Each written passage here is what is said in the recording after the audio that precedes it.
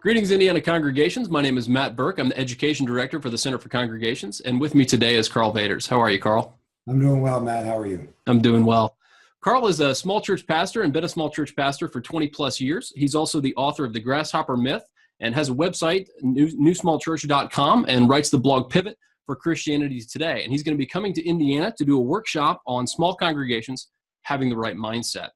So, Karl, tell us, what is one of the key things that small congregations need to know or understand in order to be a thriving congregation? I think step number one is you can be a thriving congregation while you're small, that you can make a contribution to the overall church while you're small.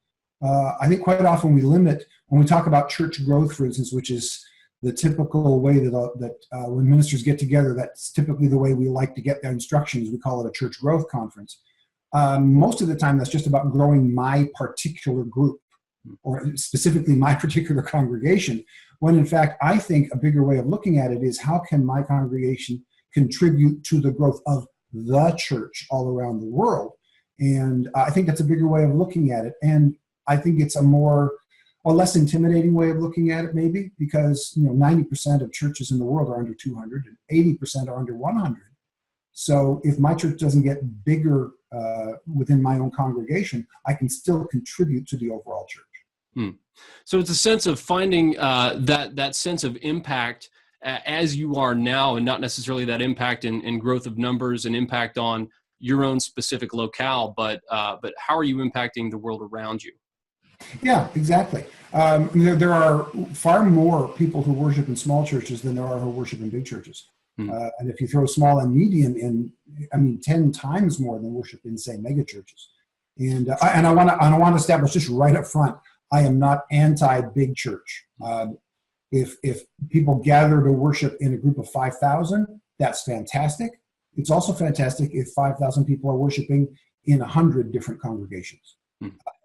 I don't think more of us in the room does not change God's ability to do his work. And sometimes he works with a whole bunch of us in one place.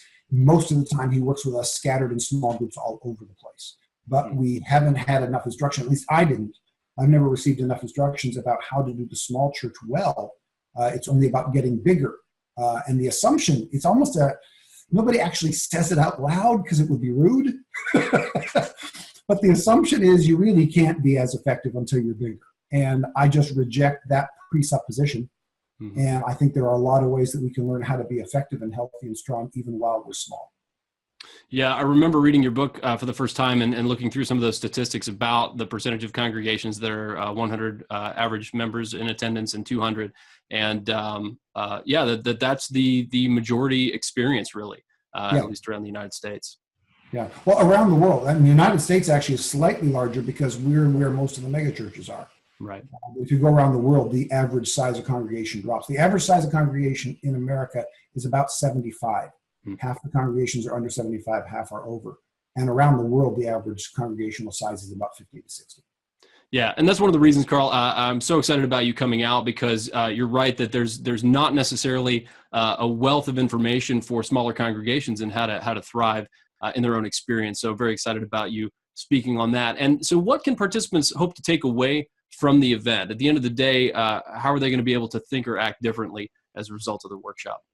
Yeah, a couple of things. First of all, to go home with positive affirmation of where you are and of the size that you are now, and of the idea that you can be a contributor at the size you are now. You don't have to wait to become bigger in order to be impactful and effective.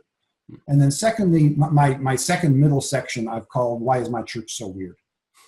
So we're actually going to walk you through why it is that the smaller the congregation, the more unpredictably they behave. Larger groups tend to behave in more predictable ways. You've got to have certain systems in place in order to manage big groups. But just like every family is really unique, because every individual plays a bigger part the smaller the group is, your church is very different than somebody else's church, even if you're in the same denomination, on the same street, in the same town. But two congregations of 50 are going to be very, very different. And so why is your church unique? How are you the same as other small congregations? How is your church unique from other small congregations? How can you discover what your church's uniqueness is, and then how to capitalize on it rather than complaining about it? That's why I titled it, Why is My Church So Weird? We're going to help you embrace the weird. Rather than fighting it, usually that thing that we complain about or we think is weird is maybe what God is pointing at us and going, that's why I made you the way you are, because that unique thing will reach your community in a way that no other congregation can reach your community. And then we'll conclude with some practical steps. What are some ways that small congregations work differently than big ones? How can I implement them within my own congregation? Excellent. Yeah. Well, Karl, thank you so much for taking time to talk with me today. We're very much looking forward to having you out to Indiana. And the event will be from 9 a.m. to 4 p.m. And so we hope to see you there. So thanks so much. Looking forward to it.